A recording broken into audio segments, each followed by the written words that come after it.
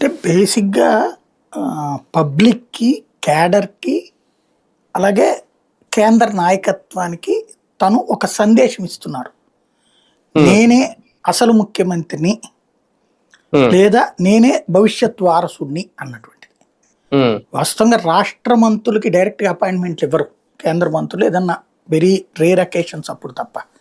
హ్మ్. అంటే ఆ రిలేటెడ్ టాపిక్స్ అయితే లైక్ ఆర్థిక మంత్రిని కలవటం, అవును. లేకపోతే హోంమంత్రిని నీటిపారుదల. కలవడం. అవును. హ్మ్. ఇట్లాంటియి ఆళ్ళ హ్మ్. మీటింగ్స్ అప్పుడే ఫస్ట్ ప్రయారిటీ ఇస్తారు. తప్పనిసరిగా కలవాలని రిక్వెస్ట్ చేస్తే కూడా అపాయింట్మెంట్లు ఇస్తారు. హ్మ్. అవును. ఒక శాఖ మంత్రి మిగతా శాఖల కేంద్ర మంత్రులు కలవడం అనే రూట్‌లో అవును. చూస్తే హ్మ్. అపాయింట్మెంట్ ఇచ్చారంటే అర్థం హ్మ్. ఇక్కడ చంద్రబాబు గారి బిడ్డగా, అవును. కాబోయే ముఖ్యమంత్రిగా, హ్మ్. కాబోయే తెలుగుదేశం పార్టీ అధినేతగా, హ్మ్. చంద్రబాబు గారి వారసుడిగా, హ్మ్. తెలుగుదేశం వారసత్వ నాయకుడిగా హ్మ్. వాళ్ళు అంగీకరించినట్టు. హ్మ్. వీళ్ళు ఆ సందేశాన్ని ఇచ్చినట్టు. హ్మ్. అది ఇక్కడ హ్మ్. కనబడుతున్నటువంటి పాయింట్.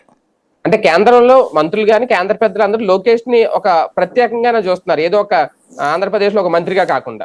అదే సాధారణ అంటుంది. మంత్రిగా. వారసుడుగా హ్మ్. చూస్తున్నారు. ఇక అందులో ఏం లేదు. వారసుడిగా. భవిష్యత్తు హ్మ్. హ్మ్. ముఖ్యమంత్రి అన్నటువంటి కోణంలో చూడటం ప్రారంభించారన్నది ఇక్కడ స్పష్టంగా కనబడుతుంది. హ్మ్. కానీ ప్రధానంగా ఉపరాష్ట్రపతిని కలవడం వెనక ఏమన్నా కీలక కారణం ఉందా?